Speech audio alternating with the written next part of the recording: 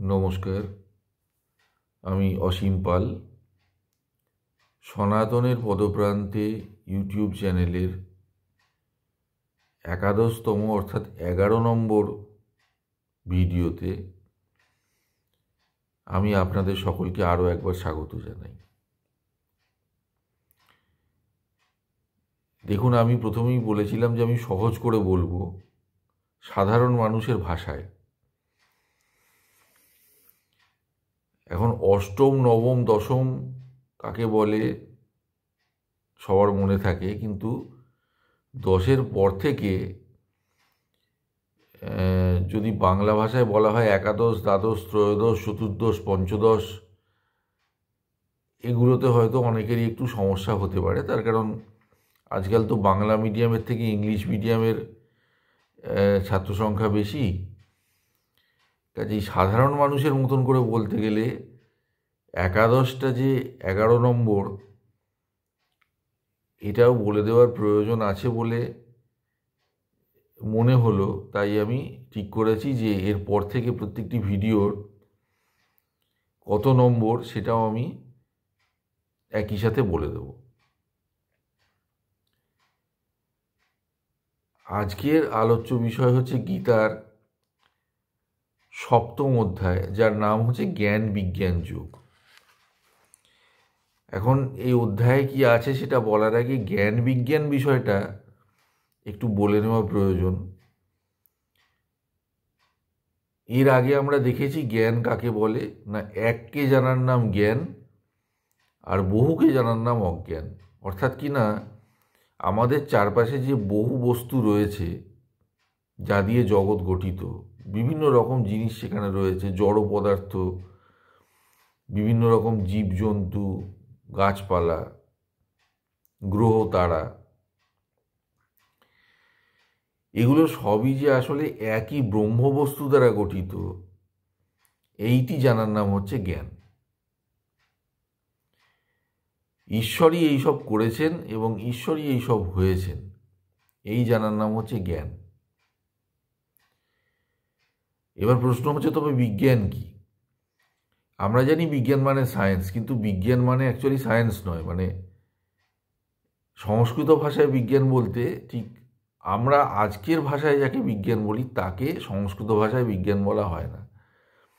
বিজ্ঞান মানে হচ্ছে বিশেষ জ্ঞান। মানে হচ্ছে প্রথমে আমি জানলাম, তাহলে আমি পেলাম জ্ঞান। যখন যে জিনিসটাকে জানলাম সেটাকে আরও ভালোভাবে বিশ্লেষণ করে আরও তলিয়ে জানি, তখন যে জ্ঞান হয় তার নাম হচ্ছে বিজ্ঞান।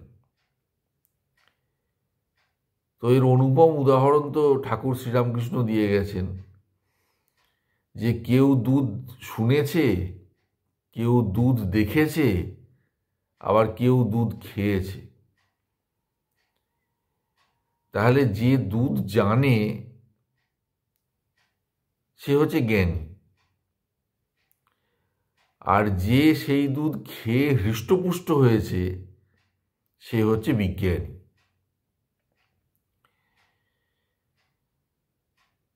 তাহলে জানা হচ্ছে জ্ঞান, আর আরো খুঁটিয়ে আরো তলিয়ে জানা হচ্ছে বিজ্ঞান। আসুন এইবারে আমরা দেখি যে এই অধ্যায়ে শ্রীকৃষ্ণ কি বলছেন। উনি বলছেন যে হে অর্জুন, হে পার্থ, পার্থ মানে অর্জুন, এবারে আমি তোমাকে আমার সম্বন্ধে বলবো। তার কারণ তুমি ভক্ত, তুমি আমার শরণাগত, কাজেই তুমি এই সম্বন্ধে শোনবার জন্য যোগ্য। আমার সম্বন্ধে যদি জানো, তাহলে আর এ বিশ্বে জানার কিছু বাকি থাকে না। তার কারণ আমিই সব হয়েছি। তো এইবারে দেখুন, ঈশ্বর সব হয়েছেন এইটি জানার নাম জ্ঞান। তাহলে বিজ্ঞান কি? ঈশ্বর সব কিভাবে হয়েছেন, মানে ঈশ্বর তো সব হয়েছেন, কিন্তু কিভাবে হয়েছেন, মানে এই জগৎটা ঠিক কি কি জিনিস দিয়ে তৈরি, এইটি জানা হচ্ছে বিজ্ঞান। সেই জন্য এই অধ্যায়ের নাম হচ্ছে জ্ঞান বিজ্ঞান যোগ। তো শ্রীকৃষ্ণ যা বলছেন সেটা হচ্ছে যে ঈশ্বর বলতে আমরা যেটা বুঝি যে একজন মানুষ, একটা বড় সড়ো চেহারার মানুষ, তা আমাদের থেকে অনেক বড়, তার গায়ে অনেক বেশি জোর, তিনি কোথাও একটা বসে আছেন সিংহাসনে, তিনি ঈশ্বর। কিন্তু শ্রীকৃষ্ণ যে বর্ণনা দিচ্ছেন তার সাথে সেরকম ঈশ্বরের কোনো রকমের কোনো মিল নেই। শ্রীকৃষ্ণ বলছেন যে আমার যে স্বরূপ তা প্রথমত দুই ভাগে বিভক্ত, অপরা প্রকৃতি এবং পরা প্রকৃতি। এবার অপরা মানে হচ্ছে সাধারণ ভাষায় বলতে গেলে ফিজিক্যাল ওয়ার্ল্ড, অপরা প্রকৃতি হচ্ছে ফিজিক্যাল ওয়ার্ল্ড, অর্থাৎ কিনা পৃথিবী, যে পৃথিবীকে আপনি ছুঁয়ে দেখতে পারেন, ইন্দ্রিয় দিয়ে যাকে অনুভব করতে পারেন, সেইটি হচ্ছে অপরা প্রকৃতি। অপরা কেন? কেননা তা আনরিয়েল, অর্থাৎ কিনা তা দেখতে মনে হয় আছে, আসলে নেই। আর পরা প্রকৃতি হচ্ছে রিয়েল, যা দেখা যায় না কিন্তু যা অ্যাকচুয়ালি আছে। তো এইখানেই হচ্ছে ধর্ম এবং বিজ্ঞানের চিরকালের সংঘাত, যার জন্য ধর্ম এবং বিজ্ঞান কোনোদিন পুরোপুরিভাবে একমত হতে পারবে না, আজও না, কখনো না। তার কারণ হচ্ছে এই যে বাস্তব জগৎ, যাকে আমরা ধরাছোঁয়ার মধ্যে পাই, দেখতে পাই, ছুঁতে পারি, অনুভব করতে পারি, বিজ্ঞানের মতে এইটাই হচ্ছে সত্যি, আর বাকি সব হচ্ছে মিথ্যা। মানে এই যে ব্রহ্ম বস্তু বলুন বা যাই বলুন, এসব তো দেখা যায় না, কাজে এসব হচ্ছে মিথ্যা, এই জগৎটাই হচ্ছে সত্য। আর সনাতন ধর্মের বক্তব্য আপনার সামনে স্পষ্ট, সেটা হচ্ছে এই জগৎ যাকে ধরা ছোঁয়া যায় সেইটাই হচ্ছে মিথ্যা। আর এই জগতের বাইরে যেসব জিনিস আছে যেগুলোকে বিজ্ঞান কল্পনা বলে উড়িয়ে দেয় আজকের দিনের সায়েন্স, সেইগুলোই হচ্ছে সত্য।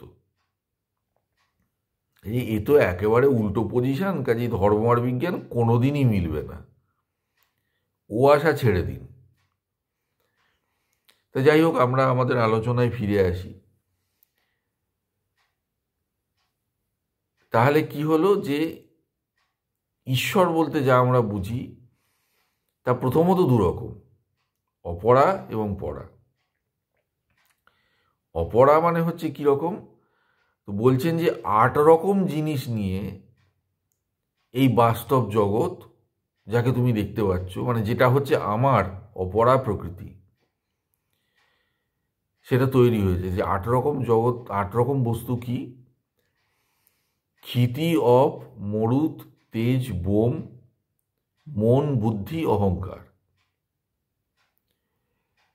এখন এগুলো কাকে বলে যদি বর্ণনা করতে যাই তাহলে আর ভিডিও সংক্ষিপ্ত থাকবে না। আপনি ধরে নিন এটি 8 রকম জিনিস, এই 8 রকম উপাদান দিয়ে এই জগৎ তৈরি হয়েছে। এ হচ্ছে সেই জগৎ যাকে আপনি ধরাছোঁয়ার মধ্যে পাবেন। কেন? অপ মানে হচ্ছে জল, হ্যাঁ, মরুত মানে হচ্ছে হাওয়া, তেজ মানে হচ্ছে এনার্জি। এগুলো সব বিজ্ঞানের মধ্যের জিনিস, যাকে ধরা ছোঁয়া যায়, যাকে মাপা যায়, যাকে অনুভব করা যায়, যাকে বিজ্ঞান বাস্তব বলে মানে। এই দিয়ে এই গোটা জগৎ তৈরি। তাহলে পরা প্রকৃতি কি? বলছে এই যে বাস্তব জগৎ, যা কিনা জড়, এর মধ্যে চৈতন্য হিসাবে আমি প্রবিষ্ট হয়ে আছি, আমি ঢুকে রয়েছি চৈতন্য হয়ে। সেই জন্যই এই জগৎ কিন্তু মৃত নয়, এই জগৎ জীবিত। সেই যে চৈতন্যরূপ আমি, যে জীবাত্মা হয়েছে, জীবের মধ্যে পরমাত্মার যে অংশ জীবাত্মা, সেই চৈতন্যরূপ যে অংশ, সেইটি হচ্ছে আমার পরা প্রকৃতি, ওইটিই আসল। তাহলে জড় জগতের মধ্যে জীবন্ত চৈতন্য ঢুকে জড় বস্তুকে জীবিত করে তুলেছে। চৈতন্যের প্রকাশ যেহেতু জীবের মধ্যে বেশি, সেই জন্য আমরা আজকের বিজ্ঞানের ভাষায় জীবেদের বলি জীবন্ত, আর জড় পদার্থদের বলি জড় পদার্থ। তারা জীবন্ত নয়, কিন্তু সনাতন ধর্মের ব্যাখ্যা অনুসারে সবই জীবন্ত। তার কারণ চৈতন্য সব কিছুর মধ্যেই আছে, কোথাও কম আছে কোথাও বেশি আছে। চৈতন্যের কম প্রকাশ হচ্ছে জড় পদার্থের মধ্যে, সেই জন্য জড় পদার্থ হাঁটতে চলতে কথা বলতে পারে না, আর বেশি প্রকাশ হচ্ছে জীবন্ত বস্তুর মধ্যে, সেই জন্য আমরা আমাদের বলি যে আমরা হচ্ছি উদ্ভিদ প্রাণী, আমরা হচ্ছি জীবন্ত বস্তু। তারপরে শ্রীকৃষ্ণ বলছেন যে এই যে এক লাইনে বলে দেওয়া যায় যে সবই আমি,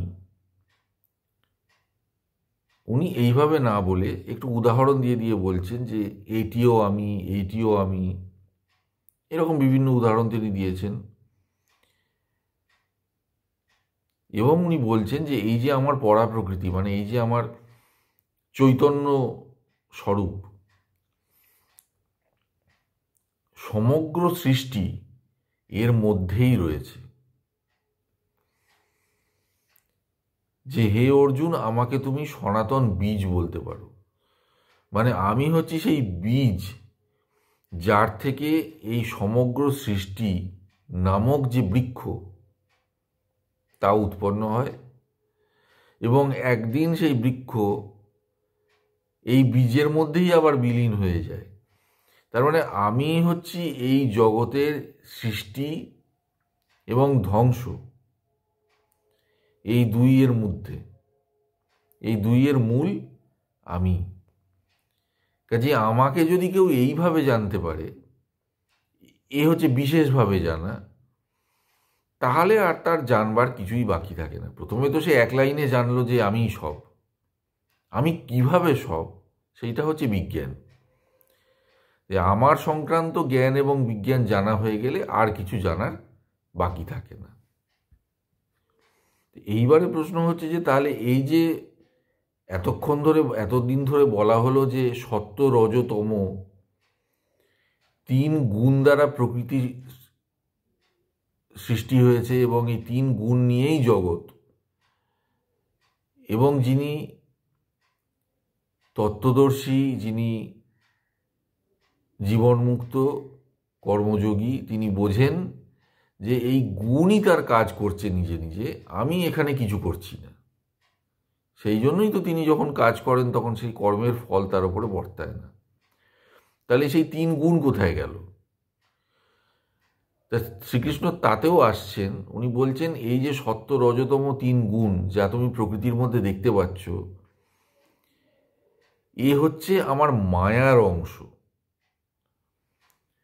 অর্থাৎ কিনা প্রকৃতি 8 রকম উপাদান দিয়ে গঠিত, তার মধ্যে চৈতন্য স্বরূপ আমি প্রবিষ্ট হয়ে এই প্রকৃতিকে বাঁচিয়ে রেখেছি। আর এই যে তিন গুণ, এই তিন গুণ হচ্ছে আমার মায়ার অংশ। মায়া মানে হচ্ছে আবরণ, যা সত্যকে ঢেকে রাখে, সত্যকে দেখতে দেয় না, আমাদের অন্য এক জগৎ দেখায়, যা আসলটা আমরা দেখতে পাই না। আমরা যা দেখি তা দেখি বটে, মনে হয় আছে, কিন্তু আসলে নেই।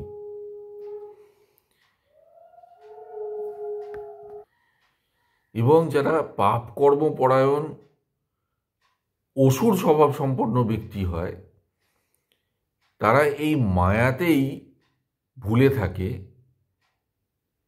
এবং মনে করে যে ভগবান তো নেই, তার কারণ ভগবানকে বাদ দিয়েই তো সব কিছু ব্যাখ্যা হয়ে যাচ্ছে। যে জগতের ব্যাখ্যা হচ্ছে সে জগৎ আসল নয়, সে মায়ার সৃষ্টি। সে যেন চোখের ওপর একটা পর্দা টানা আছে, পর্দার ওপরে যে ডিজাইন আছে সেইগুলোই শুধু চোখে পড়ছে, পর্দার আড়ালের জগৎ কিচ্ছু দেখা যাচ্ছে না।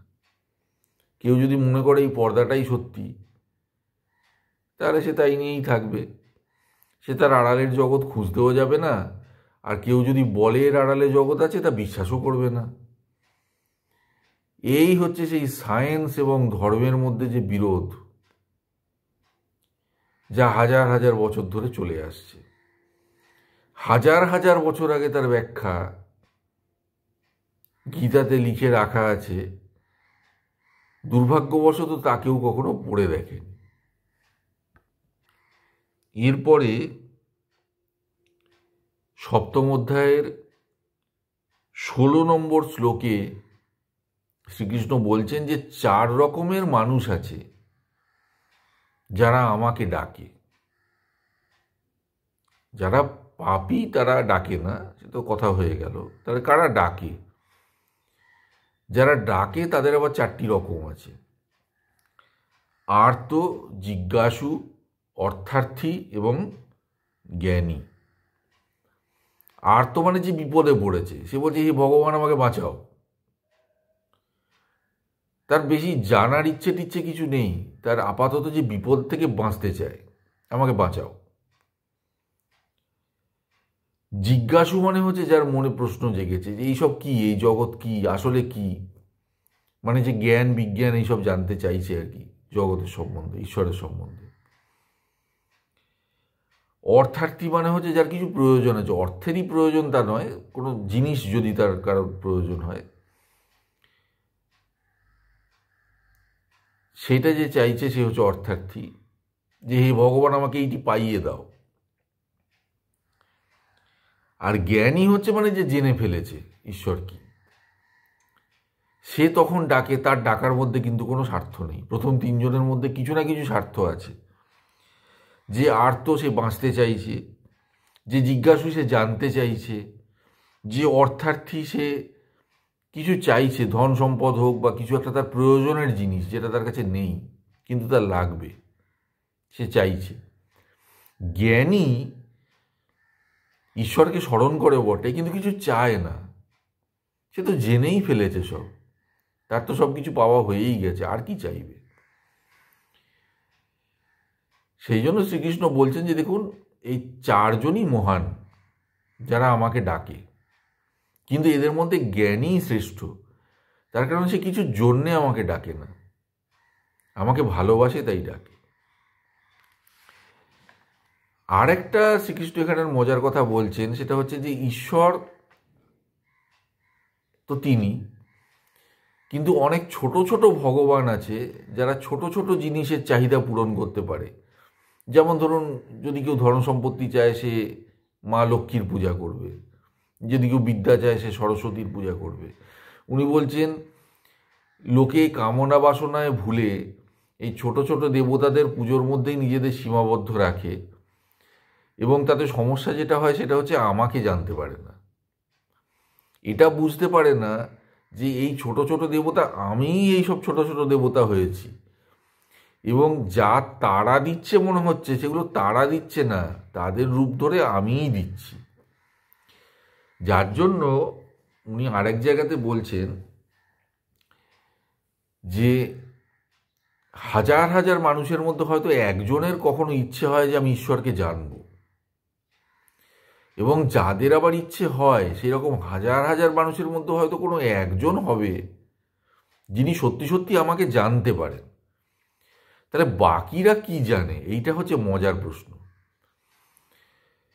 সমস্যাটা হচ্ছে যে অনেকেই যারা মনে করে যে তাদের ঈশ্বরকে জানা হয়ে গেছে, ঈশ্বর দর্শন হয়ে গেছে, তারা অ্যাকচুয়ালি ওই ছোট ছোট ভগবান জেনেছে। ঈশ্বরের যে আসল স্বরূপ সে পর্যন্ত তারা পৌঁছতে পারেনি। এখন এটা তো তর্কের বিষয় যে তাদের আপনি সিদ্ধ বলতে পারেন কি পারেন না, তার কারণ হচ্ছে তারা ঈশ্বরকে তো জেনেছে, কিন্তু ঈশ্বরের একটি রূপকে জেনেছে। ঈশ্বরের যে আসল স্বরূপ, যা বিশাল এবং ব্যাপক, তাকে জানতে পারেনি। তাহলে আমরা এখান থেকে আরও একটি জিনিস জানলাম যে সিদ্ধদের মধ্যেও আবার বিভিন্ন ধাপ হয় জ্ঞানের ভিত্তিতে। সিদ্ধ মানেই তিনি সব জেনেছেন তা নয়। ঈশ্বরকে হয়তো তিনি দেখেছেন, কিন্তু ঈশ্বরের আসল রূপকে দেখেছেন কিনা সেটা একটা প্রশ্ন থেকে যায়। একই সাথে শ্রীকৃষ্ণ এই কথাও বলছেন যে, হে অর্জুন, ভূত ভবিষ্যৎ বর্তমান মানে এই 3 কাল আমি সব জানি,